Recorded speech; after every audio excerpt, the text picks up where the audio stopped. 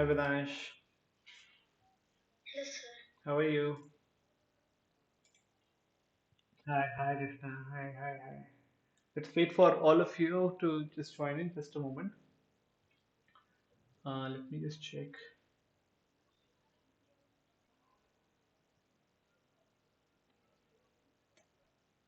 Okay, so today, guys, we'll be uh, understanding some. I'll be showing you two games, and both the games are one is funny, other is kind of serious, and we'll be seeing both the games.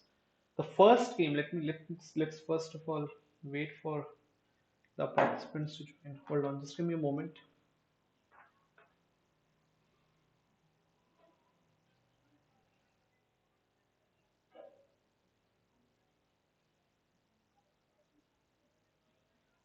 Okay, so Guru Fateh has joined.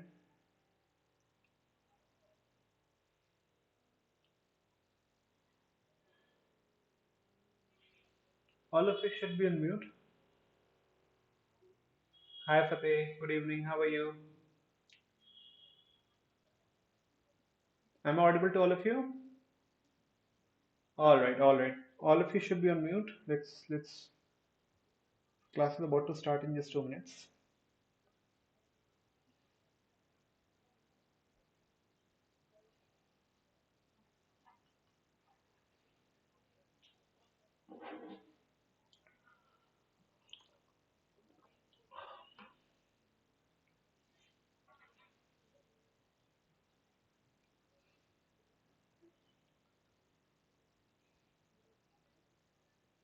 All right.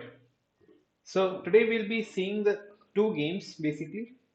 One of the games has been like it's categorized as uh, the greatest game of the century, one of the greatest games of the century. It was played between uh, Fischer and Spassky. It was game number 6. You can just check on the internet like what is called as the greatest game in the century. Two of them has been played by Bobby Fischer.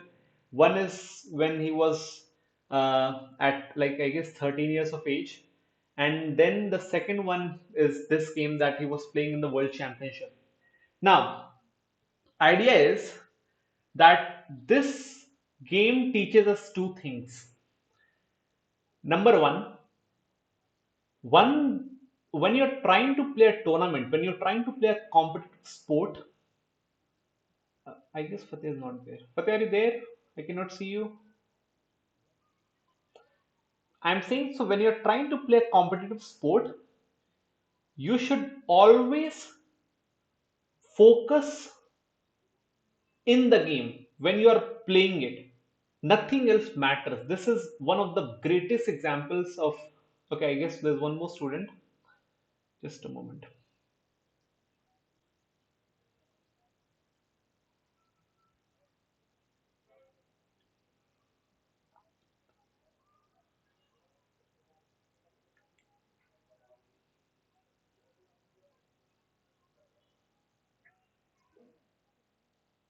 Oh, yes, Manvita is also not there.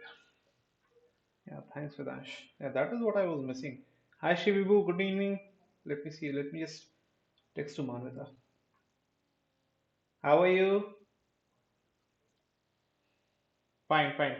So, Vibhu, today we are seeing two games, okay, in this lecture. And because you're new, I'll just explain how the lecture works. So the first 40, 45, 50 minutes will be like I'll be explaining the key insights, and then I'll be opening the floor for discussion, okay? Now, without wasting any further time, so Manita will be joining, I guess. I've already texted her. So in this game, now can let me just share my screen. Idea is that this is the game I was talking about. It was played in 1972, and in the same year, Fischer became world champion. And he was the first world champion that was not from then USSR, now Russia.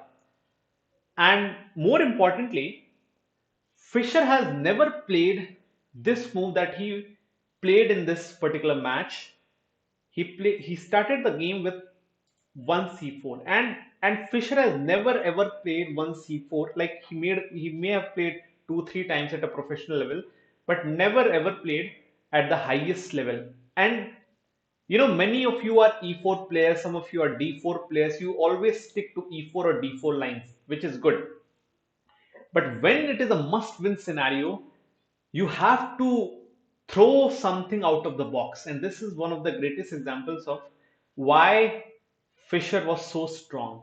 So the game went on to c4, e6, knight f3, d5, and then it is kind of a queen's gambit structure, which most of you are already familiar with. Am I correct? Now, thing is, it's a normal development, but understand the point how Fisher is bringing his pieces out. It's like, his pieces are talking to him. You will understand how his pieces will just coordinate so beautifully that they are like talking to the master. Like, where should I try to develop and where should I try to arrange myself? See, Bishop e7, just a normal developing move. Black wants to castle. Spassky was a very nice Queen's Indian player. Like Queen's Indian goes like after the d5 pawn goes for the c4 pawn. Black usually likes to play pawn b6, bishop b7, and then later on he tries to expand by playing pawn c5. That is how Queen's Indian work. The b7 bishop is a fianchetto bishop, which becomes a very active bishop on this diagonal. So Spassky was regarded as one of the, like, at that particular time, one of the greatest players of Queen's Indian. So bishop g5, normal looking move. Castles, pawn e3. See, this is what you must have seen many d4 players doing this. There's nothing new in that. Pawn h6 was played, bishop h4, pawn b6. As I already mentioned, Spassky was very confident and very strong about his Queen's Indian. And now pawn d5. And now I want to just give you guys a moment. Understand, all of you should be on. There's one noise coming from some side. Vedansh, I guess it's from your side. All of you should be on. Okay. Now, idea is, I guess Manuta will also join. Hi Manuta.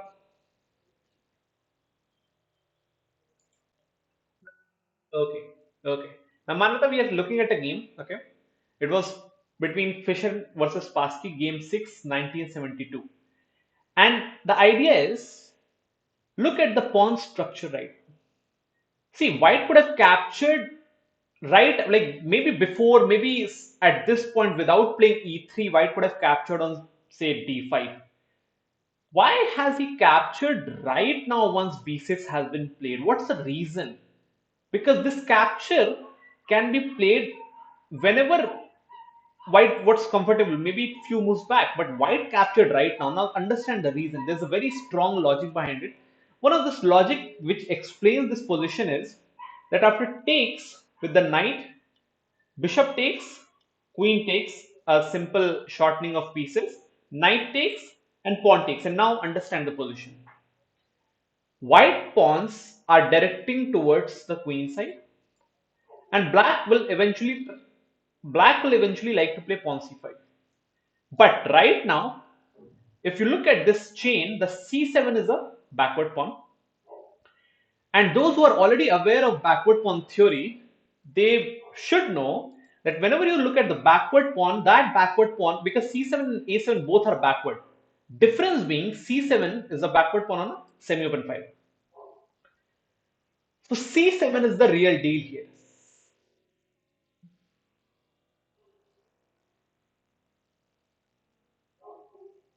Yeah, yeah, it's not covered yet. It's not covered yet, but it's more about imagination. It's more about imagination. In the video that the lecture I had given, I had mentioned that whenever you look at the backward pawn, just look at the infront square. If white is controlling that infront square, it's a weakness. Right now, there's nothing like that happening. But look at, if you have to compare if this is a weak pawn or if this is a weak pawn, you will understand that rook, if they can be ganged up on the c file together, it's very easy to hit on the c7 target, right? It's not so clear how will white manage to attack a7 because a7 is on a closed file, right? Nothing can be done on the a file.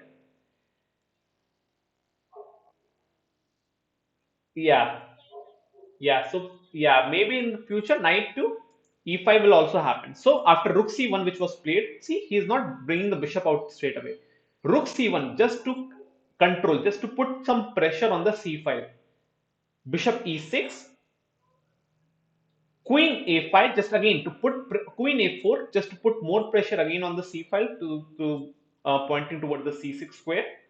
Now, Spassky played pawn c5, and this is the next move that Fischer played, which surprised the entire crowd, not just Spassky. I'll give you guys 2 minutes to think here. Take some time and just uh, understand. Black has already played pawn c5, right? Earlier, the entire logic of developing on the c file was this guy was a backward pawn, and which is very understandable. If b6 has already been played, black will be in future playing pawn c5, right? Which black already did. But idea is, look at the queen's position. The queen is over here. If you try to develop normally, maybe by going over here, you're making the job of black a lot easier to just start knight d7 and just do regular cashing and just play the middle game, which can be a bit of drawish kind of game in the longer run. Now, first of all, take 2 minutes over here. Let me just delete these notations. After c5, how should we continue the position?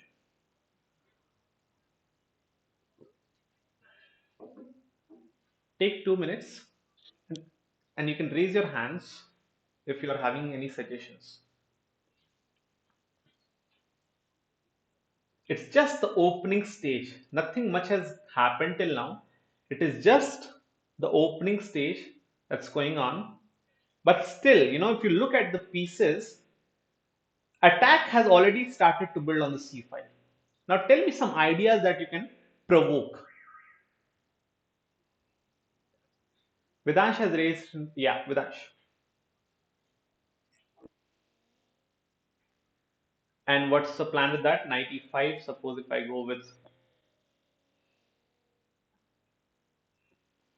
suppose knight e5, I'll take on the d4 pawn of yours. C d4. Then queen takes. Yes, so that can be one of the things. And then you will try to develop your bishop out, right?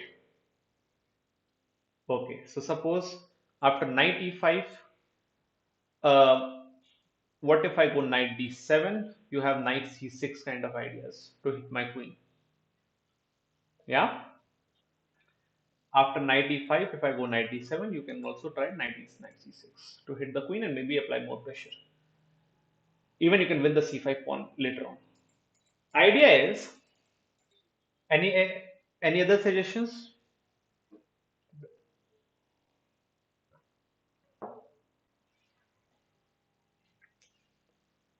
Vedansh, you can uh, lower the hand. Yeah, okay.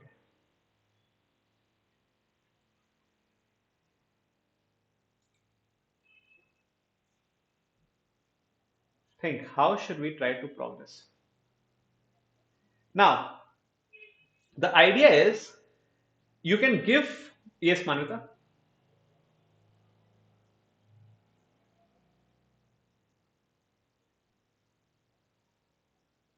Yes, Manvita?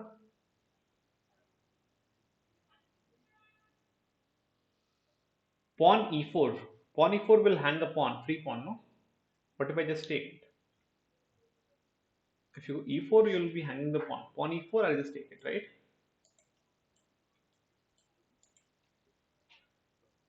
The move is queen a3. And this move shocked literally the entire community. The point is, suddenly this guy has become under pin because of this line. Yes.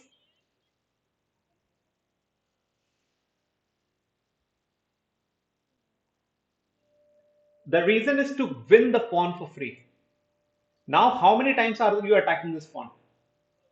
Three times. And how many times black is defending it? Two times. So now this, if you try to play something like rook e8, I'll just take the pawn for free, right? And I'll be plus one. Yes.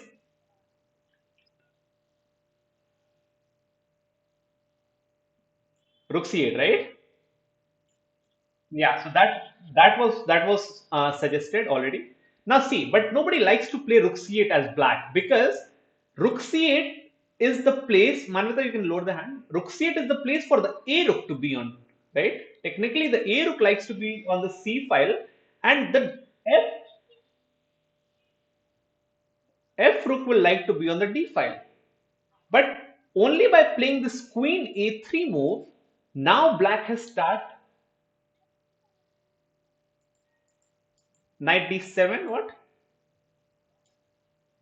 Something like this. Yeah, I know that it's you who said that, but I'm saying knight d7 was played in the game. I'll show you. Like after queen a3, rook c8, bishop b5, pawn e6. And now you should understand this pawn is under pin like this. This pawn is also under pin like this. This pawn is again under pin like this, just because of queen a3. And now, should we worry about this bishop? Yes or no? No, because this bishop is not going to be captured because queen takes rook. So, pawn takes pawn takes pawn, and castle. And now understand this point. What is the case of, if you look at the pawn structure, those who have already attended the class of pawn structure, what is the case of the pawns here? What is the kind of pawns we are trying to play against? Those who have already taken the classes of pawn structure should be telling me this point. What is, anyone? Come on.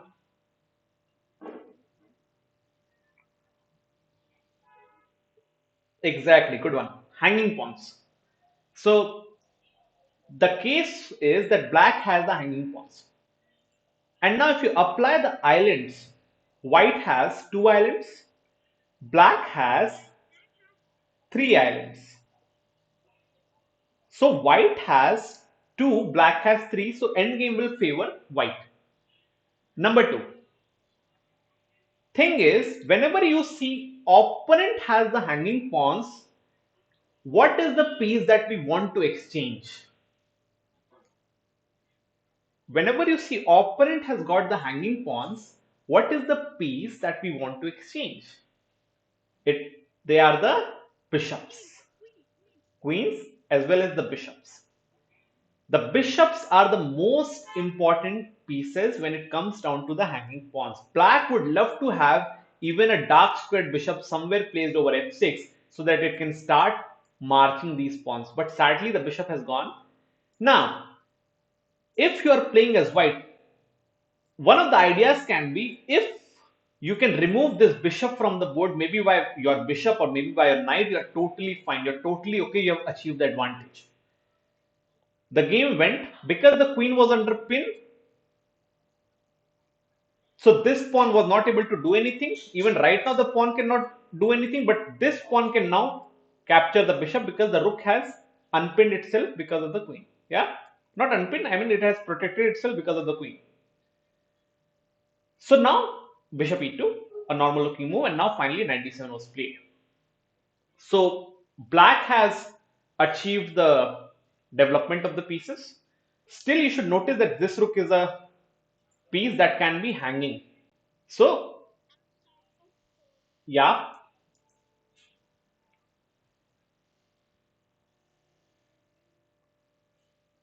yes, they are the hanging pawns right now. So that was the thing. Yeah, that's what I'm saying. See, these are the hanging pawns. So this is the case that we are isolated. That's not hanging. Isolated. Isolated. Yeah, no annotation.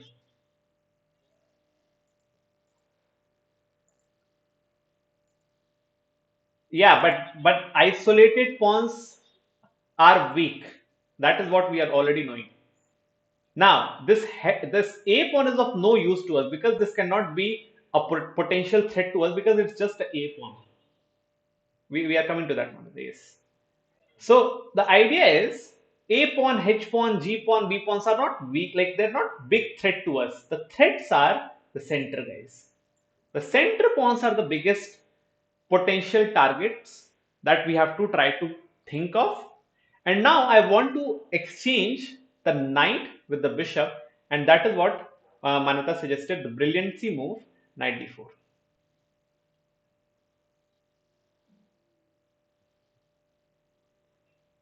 Yes. So the pawn cannot move at all, and we are achieving. And now we are achieving the target of exchange of the bishop with the knight.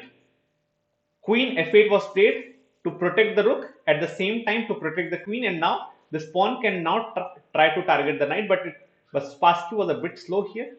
Captures and captures. Then again we have come down to a different kind of a pawn situation. Now look at these three pawns: e6, d5, c5. Thing is, they are kind of hanging. I mean, now, like earlier, two pawns were hanging, again, now three pawns are hanging because there's nobody supporting these guys from the sideways. But now white is very comfortable because, first of all, white has achieved the exchange of the bishop with the minor piece. Now white wants to destroy this pawn structure. White has to do something in order to destroy this pawn structure. And now, what according to you should be played in order to change the structure, in order to destroy the structure? as as white, bishop g4, you want to suppose bishop g4 allows, what if I play pawn e5?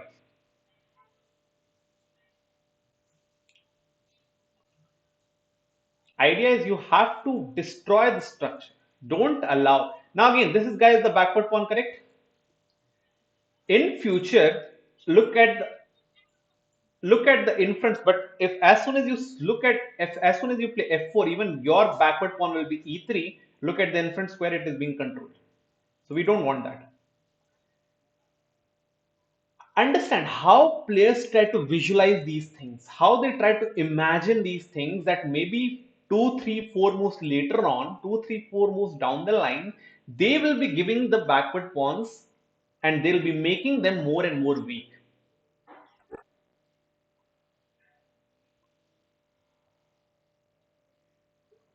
Bishop e6, king h8.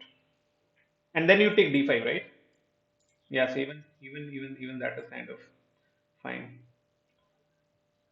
Yeah, so suppose I play something like, I don't know, like let's see.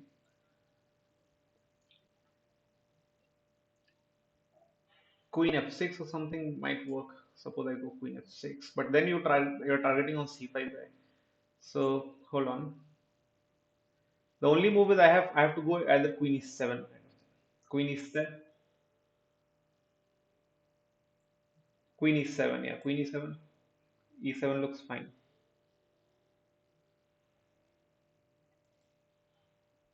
Queen d6. Why do you want to go d6 here?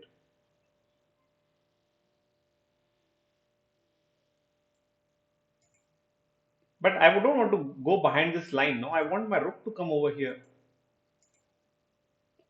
This is the semi-open file for me.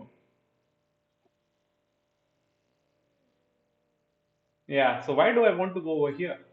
Anyways, the rook will. Where will this guy go? The rook on a7 wants to go on c7 to just double it up. So suppose, yeah, Vedansh, that's it's a good suggestion. Suppose I go by queen e7,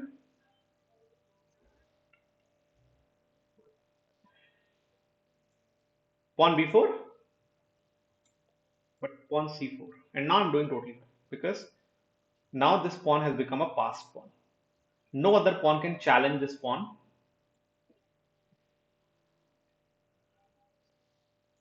Yeah. So now this pawn can never be challenged. So you cannot play b4 here. Bishop g4 is kind of a good suggestion. That's of no doubt, Vedansh. But point is, uh, like you will have to at least try to, like I guess this is now safe. Now it is saved. Even now I can think of playing something like pawn e5. What Fischer played, he played this pawn e4. Because if pawn takes pawn, look at all the isolated pawns black has. Islands have increased, isolated pawns have increased, weaknesses have increased, right? Understood? So pawn e4 was played, pawn d4, which was the only move. And now see, look at the backward pawn. This is the in front square, and now he played f4 finally. This is how players think. You have to understand this point. You have to start visualizing. Right away, let's go few moves back. This was the in front square. Thing is, the in front square should be covered by white, especially with the white pawn, but not right away. If you try to do that thing right away, even your pawn is getting loose. So what to do? You have to come up with the resources. You have to start coming up with the moves that, you know, strengthen your chances. At the same time they're diminishing opponent's chances, because if you go f4 right away, what's the problem, guys? Your e3 is also becoming a counter weakness. We don't want that. So e4, d4, and now f4 finally. And now this guy is always weak. He played queen here, and now finally e5. So this is a complete weakness that is locked here.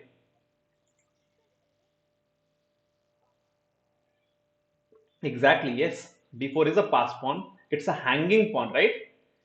So in the hanging pawn, the idea is you have to achieve two things. Number one, try to remove the bishops from the board. There should not be any bishops on the black side, which has already been done. And number two, try to go for more and more endgame towards ending. Try to shift the game towards ending, which is what white is trying to, go towards. White will try to gradually shift the attention towards the king side because of the e6 is a pawn weakness. So the bishop will try to start coming to c4, and see, queen will start coming to h3 to again gang up on the pawn. Gradually, gradually f5 will be played, rook f3, this guy will come over here, and everything will be starting to jump over the king side. Okay. So now rook b8 was played, bishop c4, king h8, queen h3, just to attack on e6, knight f8. And now see, this is what is called making the opponent do something what the opponent never wants to do. A 3-point piece is now getting stuck in defending a 1-point piece. We never want to do that, but white is making the opponent do that.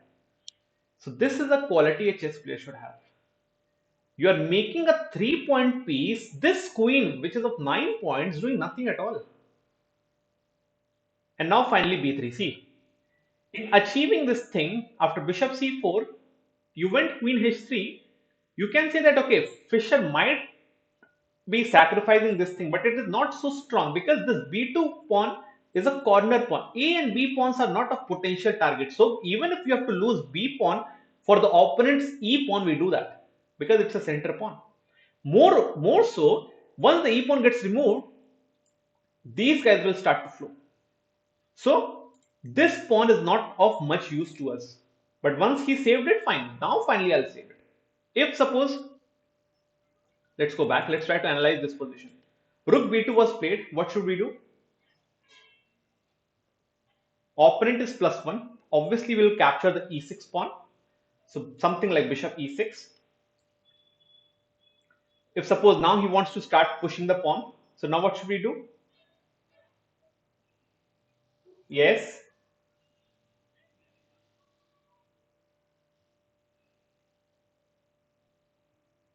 you can, like over here you're saying rook b2, queen goes here. Even that is possible, but there's one thing called +2. Right now, are you having any +2 advantage? No. So keep the queens because you are the attacking side. Black would love to exchange the queens from the board. You are right now attacking. You are having the attack. So once you are the attacking side, you want to keep bigger guys, bigger pieces. If you'll exchange queens, black is more than happy to just go for the exchange. Black would love to do that. Yeah. So better is to just keep the queens on the board because this queen is very active. Looking at the king directly, this queen is super defensive. I don't want to exchange my active piece with opponent's defensive piece. So suppose, yeah, we were analyzing rook b2, bishop e6, and after a couple of moves like rook c7, just to start pushing the pawns, he also wants to start pushing his pass pawn. Fine. The move can be like, anyone tell me the ideas here? Think. Anyone. I want more discussions now for this game, because the major part, the major attention of the game has been played. How to bring strengths for you and at the same time give the weaknesses to the opponent. That part has been done. This is what we are trying to see. How Fischer converted it in an equal looking position. White already has the advantage, but it is more important to understand how the game was converted.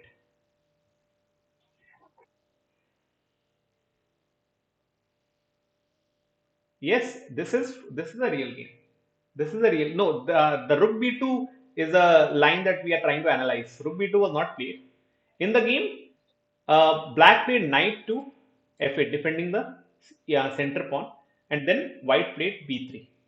But my question is that after rook b2, bishop e6, rook c7, how should we try to play this position?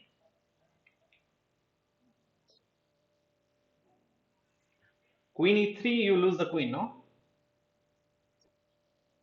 Queen a3, then again you're going to the wrong side now. Your pieces are directing towards the king side slowly. See, you're looking for this tactic, I guess. Queen a3, you want to later on exchange the knight and take the pawn, I believe. Something like that, like queen a3. Suppose if I give a random move to the opponent, suppose it's something like rook to b6 or something, you'll just queen a3 blunders. Yeah, rook b6, you'll take the knight. If this queen takes, you take on this guy, right? Something like that. Yeah, yeah. So suppose after queen a3,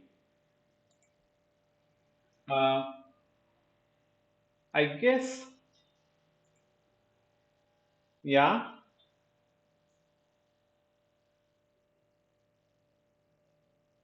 Then you lose the rook. Then you lose the rook. So yeah. So suppose I just go maybe rook b5 or something.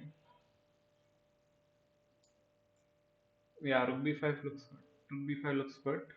And because if you now try to capture me, I'll again capture you. You are not in time to capture me. Yeah. And again, uh, yeah. So bishop e6, rook c7. We can start off with exploiting this diagonal. Look at the most open diagonal right now. These guys. These two diagonals are the most open diagonals, and these are light square diagonals. You are controlling light squares superbly. You are having a light square bishop. On the other hand, black doesn't have any light square bishops. So bishop d5, he's trying to exchange the pieces. We don't want that, obviously. So bishop e4, putting the bishop on the right square. And now he's trying to push, but fine. Queen f5, and I guess you can convert it. Anyone can convert it from here. Just to show you a line that I was trying to analyze just before the class. King g8, queen h7, king goes here, pawn f5. Yeah, if you capture pawn f6, and suppose if you capture this guy even, it's very simple. Come on.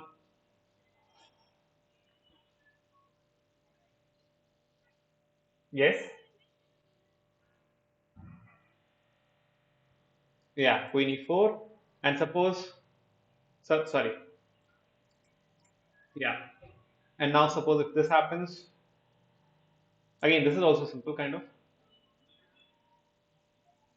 You start giving checks. The king is all in the center. We don't want that. If the queens are, and now Fateh, your answer to the question will now be explained in a better way, because you asked why the queens, why should we not exchange the queens? Because of these kind of positions. Whenever you are on the attacking side, so imagine if the queens were not there, the king would be happy in the center. But if the queens are there, the king is never happy if it is placed in the center. Yeah?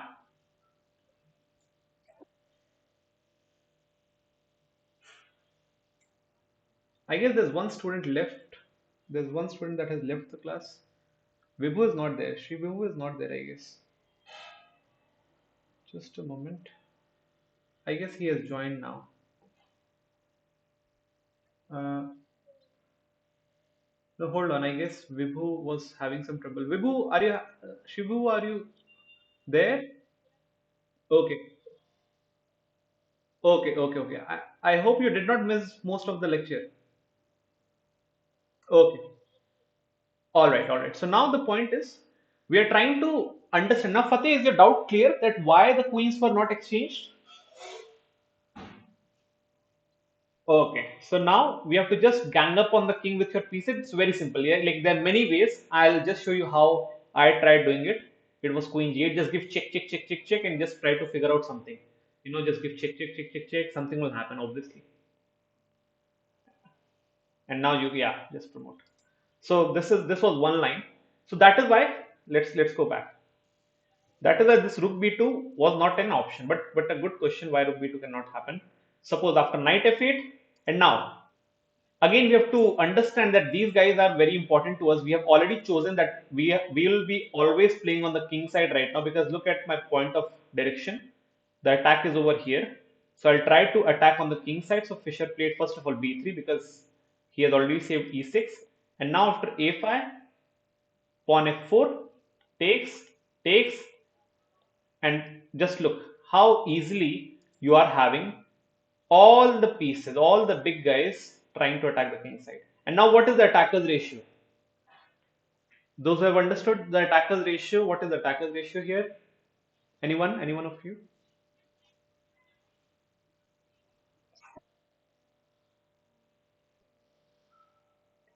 Hmm? Four attackers?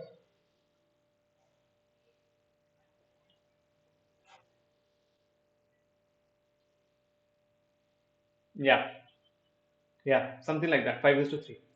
So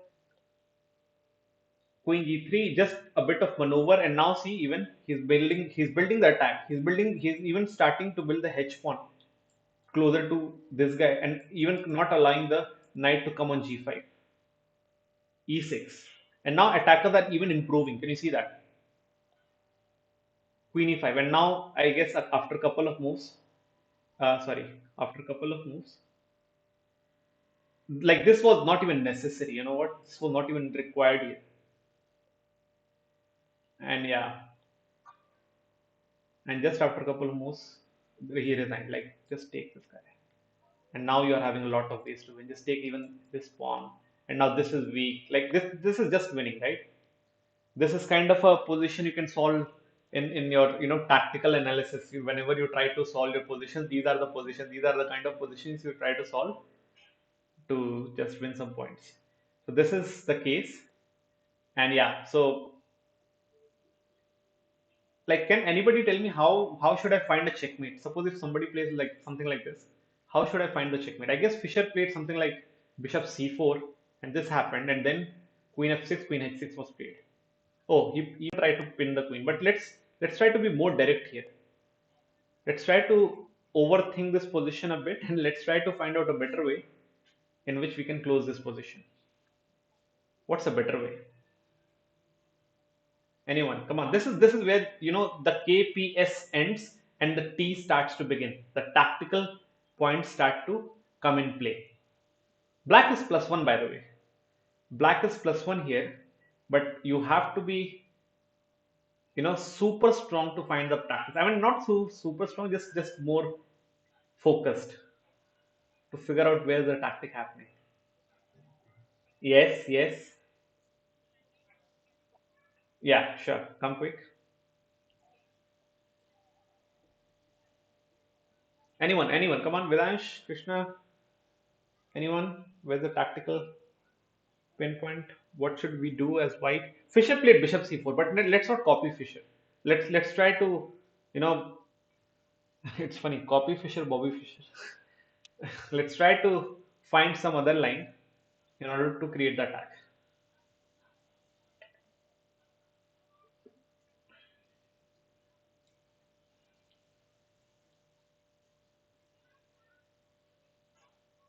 Queen g4 check. Yes, yes, that is a good suggestion. Queen g4 check. Now suppose I try to play rook g7. Only by suggesting you'll understand the problem and you'll be able to figure out rook g6, then rook takes rook,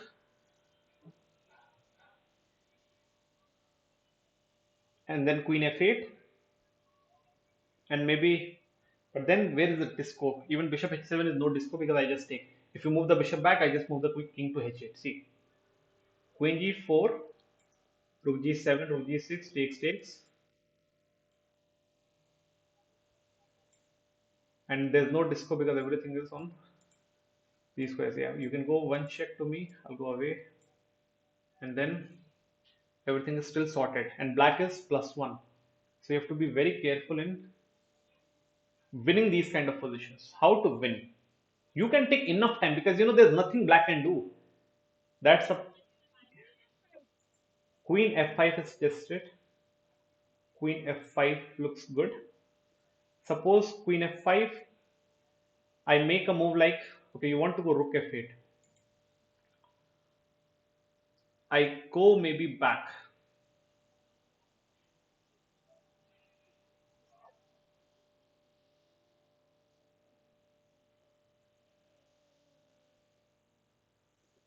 But you try to suppose, forget about bishop c4. The question is rook f7. Okay, suppose, yeah. So suppose Krishna is trying something. Queen f5, rook c8, rook f7. And now this is a checkmate, right?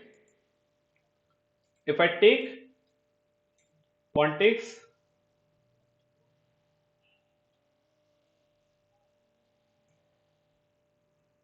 yeah, yeah. Bishop c4 is even better. Yeah, bishop c4. So this is, so that's what I'm saying. Forget about bishop c4. In these kind of positions, there are many ways to convert. That is what my point is. Anyone, I'll show you more examples. I'll just try to prove my point by giving more examples. Forget about even Krishna's point of queen f5. Tell me any other line. Tell me any other line how to attack after king g8. Forget about bishop c4. Forget about queen f5. Now what? Tell me more lines. I'm interested in finding more lines. Yes, yes. Okay. Rook g6 check, rook g7.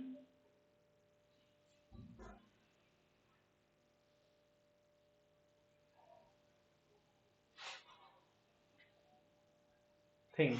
Take some time, take some time. Bishop b5. No, we are going towards the other side. That is what you're changing the side. The side is perfect. Every piece is placed on the right direction. The direction is perfect. Don't change the direction. Just arrange the pieces to some good squares.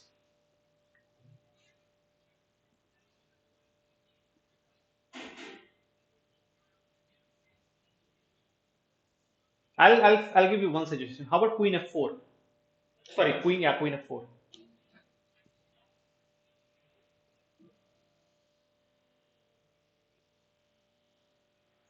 No, queen f4, I want to take on h6. I want to take on h6. And then I want to go rook g6.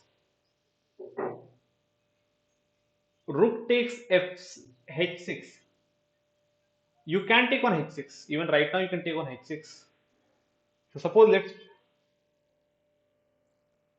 yeah. So suppose if you try to take on h6 now, suppose I play something like,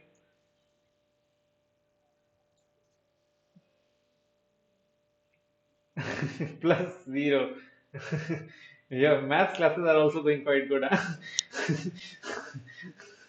All right, I'll go queen f8. Now figure out. Queen g4 check. Okay. Queen g4. Be very sure. Queen g4 check. I'll go here. Bishop h7. Very nice. I'll go here. And I'll again go here. And I'll go, I don't know, maybe I'll go here.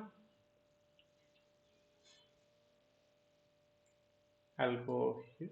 Oh, what? I'll go here. Very good. I'll go here.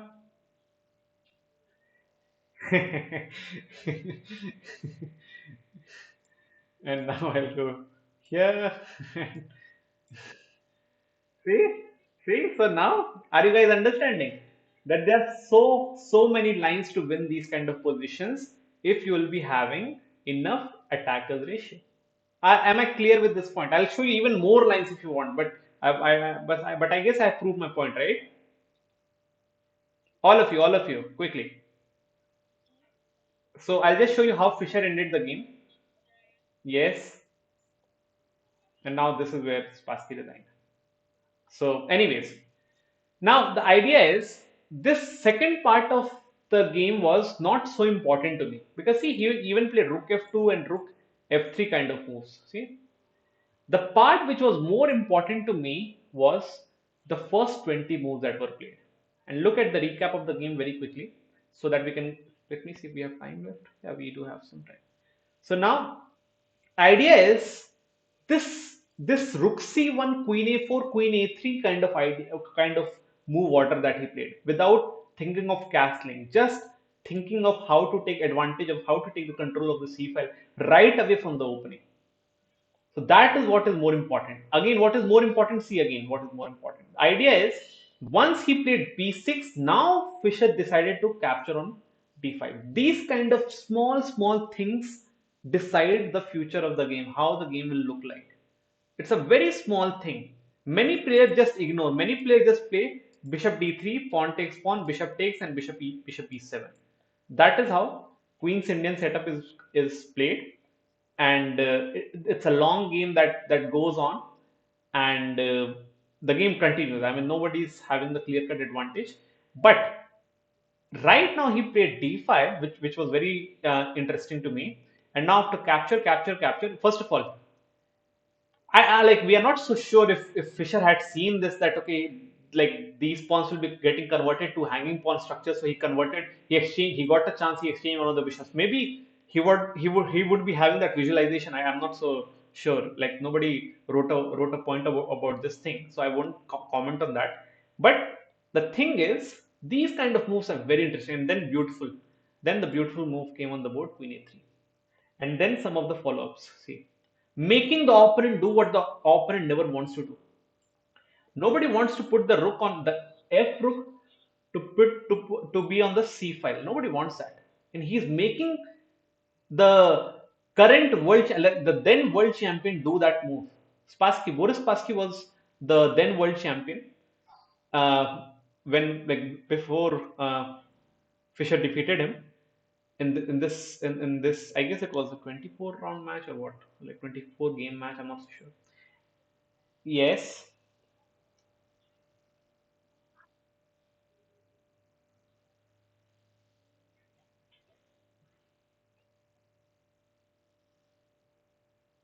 d7. Yeah, I'll again go for the same structure. Bishop b5, and then maybe you want to go rook c8, something like that. Yeah. So suppose let's try to analyze this.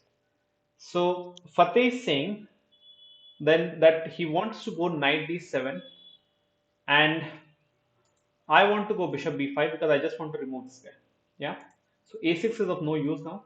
Now suppose if somebody wants to go rook goes here, I guess you are again blundering upon. And if you want to go over this side, what should we do?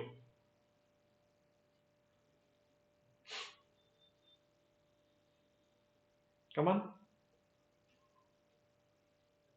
Yes.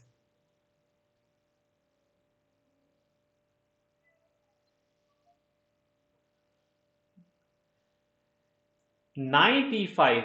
Okay, but then I'll be happy to just capture you because now this pawn structure is very nice for black. Yeah. So the knight e5 is kind of straight away, like a bit quick. Anybody else wants to suggest anything? What should we do in this case? Bishop takes knight, bishop takes. And now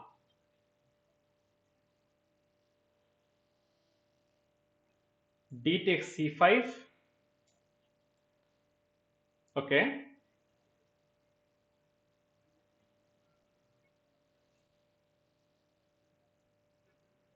Castles. Yeah, even that position is kind of playable, in which opponent has. Yeah, that's what I did. In which opponent like in which opponent also has like the hanging pawns that I was talking about. But in this case, this bishop is still there. So like we have to again figure out a way to, I mean, how to exchange the bishop with the knight. Yeah,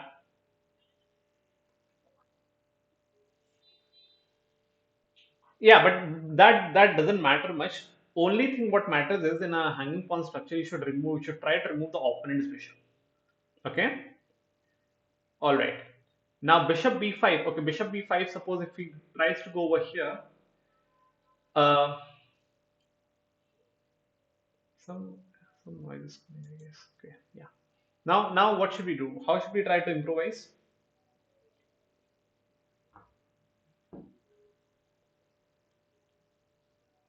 Think.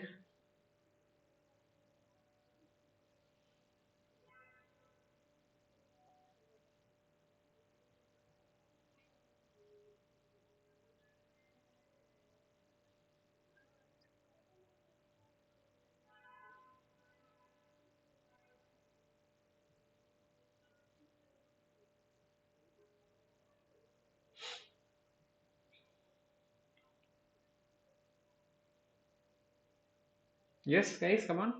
Vedansh, any suggestions? Like Fateh is asking, if he goes knight d7, what should how should white continue? Again, you have to again take the advantage of the spin. But question is, how should you continue?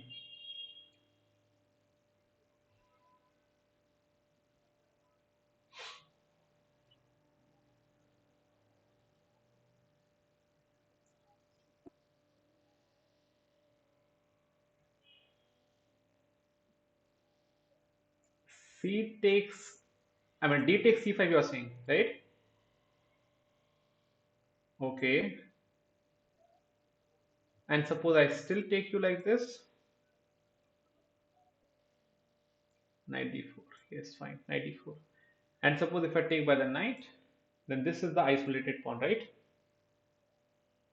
Yeah, yeah. So I guess, yes,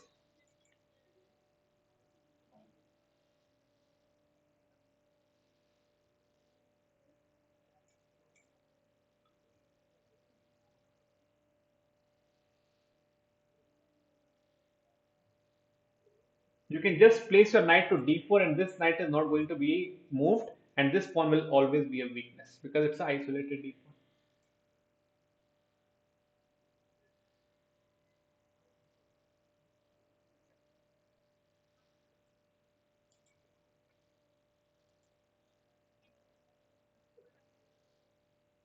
Which bishop?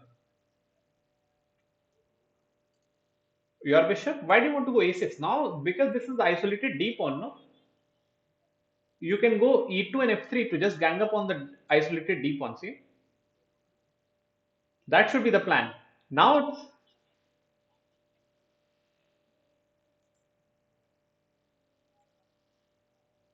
yeah, so suppose if no, but you have to develop the bishop anyways, no? So suppose you go e2 and then you castle, and later on I'm killing the plan because this knight is not going to be moved because opponent doesn't have a dark squared bishop and no other pawns are also there to kick the knight, and this guy is going to stay there forever. Only if he can play knight e6 and try to exchange you. So bishop e2, bishop f3, rook bring this guy over here and try to attack. Still white will be having advantage. So I hope this thing was clear, and then I'll show you one more game.